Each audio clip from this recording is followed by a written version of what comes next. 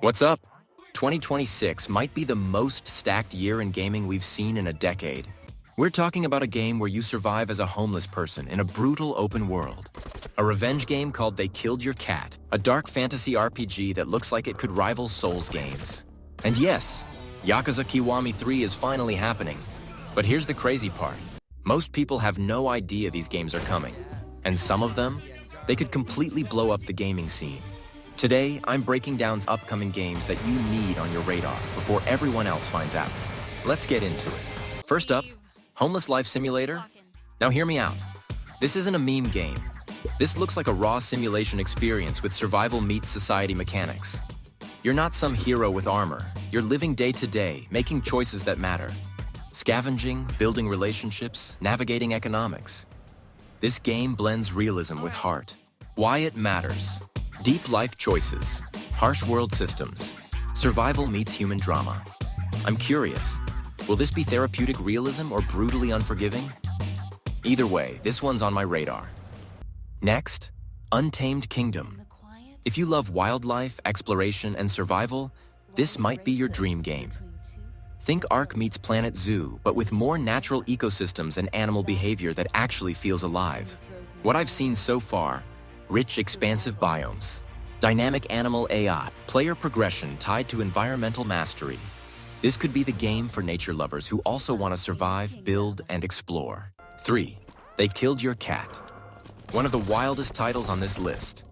They Killed Your Cat. No, seriously.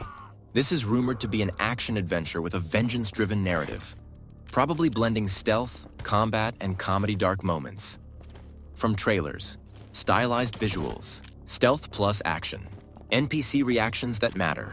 It almost feels like Hotline Miami meets Bastion with cats. Not much confirmed yet, but its tone alone makes it worth watching. 4. Warlock Survivors. Okay, roguelike fans, this one is for you. Warlock Survivors seems to blend top-down action with dark fantasy elements, intense spellcasting combos, and permadeath mechanics that demand skill but reward creativity. I'm expecting fast decision-making, build diversity, endgame replay value. Word in the community is, if you like Hades, Dead Cells, or Enter the Gungeon, this could scratch that itch with a magical twist. Emberbane. This one screams dark fantasy Souls-like. Grim world, heavy combat, deep lore. The visuals are haunting. The combat looks weighty and tactical. Not just spam your weapon axe. Key points. Tactical melee, magic. Brutal enemy design.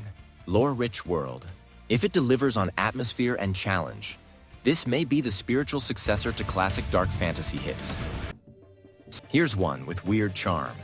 Tin Lord looks like an indie action-adventure with bizarre art, steampunk vibes, and physicsy challenges. Expect puzzle plus platforming. Quirky characters, customization elements. Not every indie game is a hit, but this one already has unique personality. If you want pure fun with friends, Super Battle Golf is basically party golf chaos. Think golf with your friends, but even more frantic, more arenas, more power-ups. Why this works? Easy to learn. Multiplayer madness. Great with friends or streams. This is the kind of game you actually play for hours with pals. Back to high intensity, Demon Tide.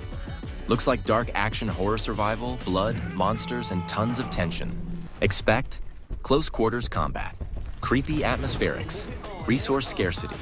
This could be Resident Evil level eerie, but with its own spin. For the lore lovers, Yakuza Kiwami 3 is finally happening. For context, this series is legendary for deep story, characters, side madness, and city life combo. What to expect?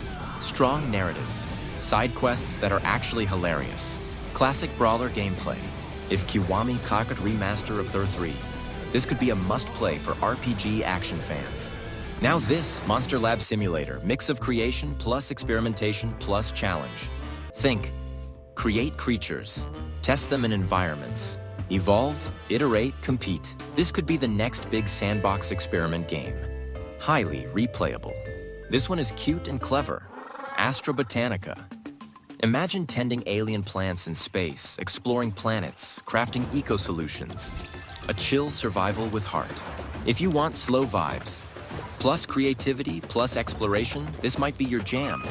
Placid Plastic Deck. It looks like a card-based strategy with surreal aesthetics.